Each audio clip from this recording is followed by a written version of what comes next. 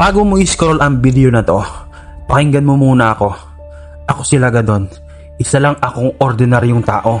Hindi ako artista, hindi ako sikat, at lalong hindi ako galing sa marangyang pamilya. Lumaki ako sa simpleng pamumuhay. Sa bahay na makikita mo ngayon, isang bahay na gawa sa kahoy. Isang bahay na maraming pinagdaanan. Baha, bagyo, tag-ulan, at paglipas ng maraming taon, hanggang ngayon dala pa rin ito ang mga bakas ng lahat ng pinagdaanan namin sa buhay. May mga kahoy ng mahina, may mga bahagi ng nabubulok, may kisaming luma, may mga pader na kailangan ng ayusin, may mga gamit na wala pang maayos na lalagyan. Hindi ito perpektong tahanan, pero ito ang bahay na kinamulatan ko. Dito kami tumawa, dito kami umiyak, dito kami nagsalo-salo. At dito namin natutunang maging masaya kahit kaunti lang ang meron kami. Hindi kami mayaman, hindi kami lumaking marangya, hindi namin naranasan magkaroon ng lahat ng gusto namin. Pero may isang bagay na ipinagpapasalamat ko araw-araw. Kahit simple ang buhay, kahit mahirap ang kalagayan, basta sama-sama kami sa buhay. At basta wala nagkakasakit, sapat na yun para magpasalamat kami sa Diyos. Matagal kong pinag-isipan kung ipapakita ko ba ang bahay namin. Nahihiya ako. Takot akong husgahan, takot akong pagtawanan, takot akong sabihan akong ano-ano. Pero naisip ko, paano magbabago ang buhay ko kung habang buhay ako matatakot sa sasabihin ng ibang tao. Kaya eto ako, walang filter, walang arte, walang pagpapanggap. Ito ang tunay kong buhay.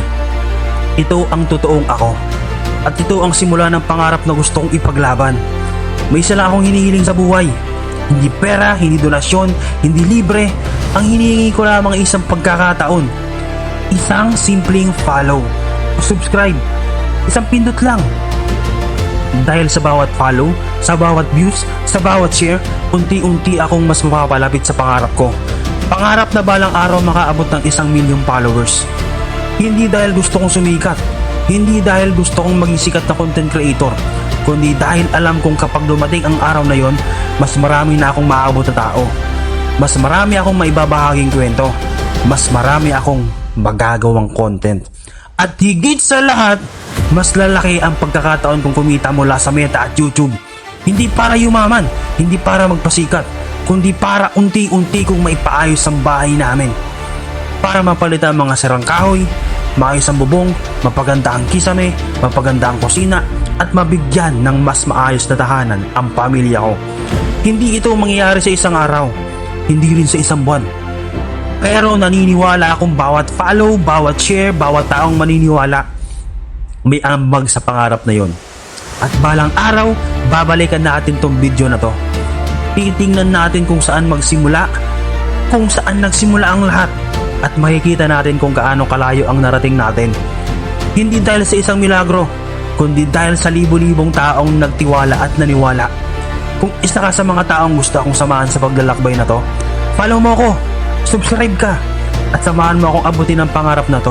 Hindi lang para sa akin, kundi para sa pamilya ko. At para patunayan na kahit ordinaryong tao, kahit simpleng bahay, kahit mahirap ang buhay, may pagkakataon pa rin baguhin ang sariling kwento. Dahil balang araw, babalikan natin itong video na to at makikita natin sabay-sabay kung saan tayo dinala ng isang pagpindot lang ng isang follow. Simula pa lang to, tara!